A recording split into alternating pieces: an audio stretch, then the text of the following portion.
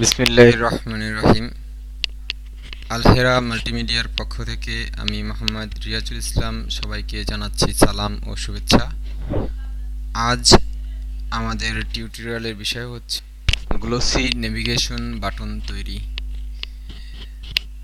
তো আসুন আমরা দেখি কিভাবে সহজেই ফটোশপের মাধ্যমে আমরা এই বাটনটি তৈরি করতে পারি। প্রথমে আমরা ফটোশপ ওপেন করব। ফটোশপ থেকে আমরা একটি নতুন ডকুমেন্ট ক্রিয়েট করব। নিউ লেয়ার নিব। আমাদের পছন্দ মতো সাইজ নিয়ে আমরা কাজ শুরু করতে পারি। এরপর আমরা রাউন্ডেড রেক্ট্যাঙ্গুলার টুলস নিয়ে আমাদের প্রয়োজন মতো একটি নেভিগেশন টুলসের সাইজ নিব। রাইট ক্লিক করে মেক সিলেকশন ওকে করব। কালার মেনু থেকে 000FF কালারটি সিলেক্ট করে ওকে করব।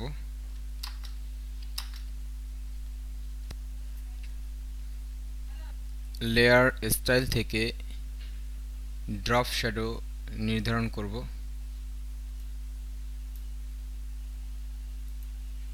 সফট লাইট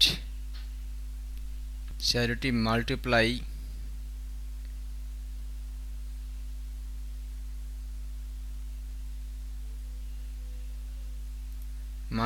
শ্যাডোতে নিয়ে অপাসিটি আমরা কমিয়ে দিব, 25 করে দিব।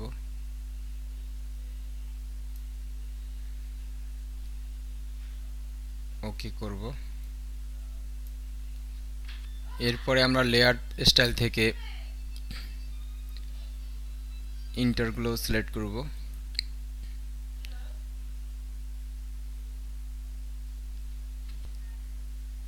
ব্লেন্ড মোড থেকে ভিভেল লাইট সিলেক্ট করব।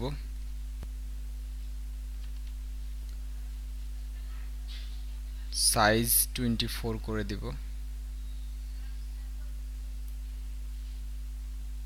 এবং ওকে করব।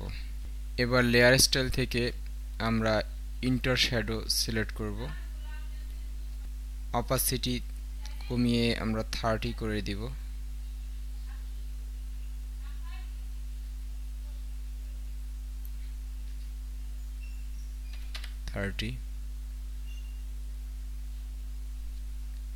চোখ বাড়িয়ে 61 করে দিব। 61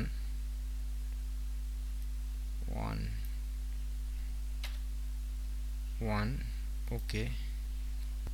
এবার লেয়ার থেকে লেয়ার স্টাইল থেকে কালার ওভারলে সিলেক্ট করব। কালার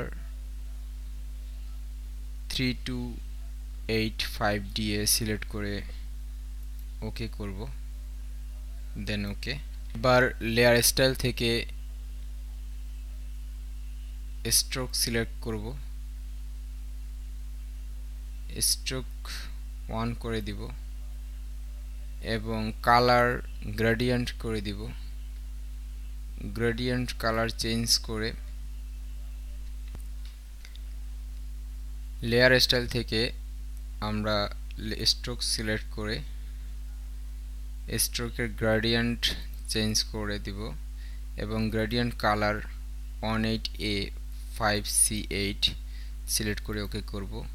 মিড পয়েন্টের গ্রেডিয়েন্টের কালার হোয়াইট রাখবো, FFF দিয়ে হোয়াইট করে দিব এবং রাইট কর্নারের গ্রেডিয়েন্ট কালার 18A5C8 করে দিব, ওকে করব এবং স্কেল 70 করে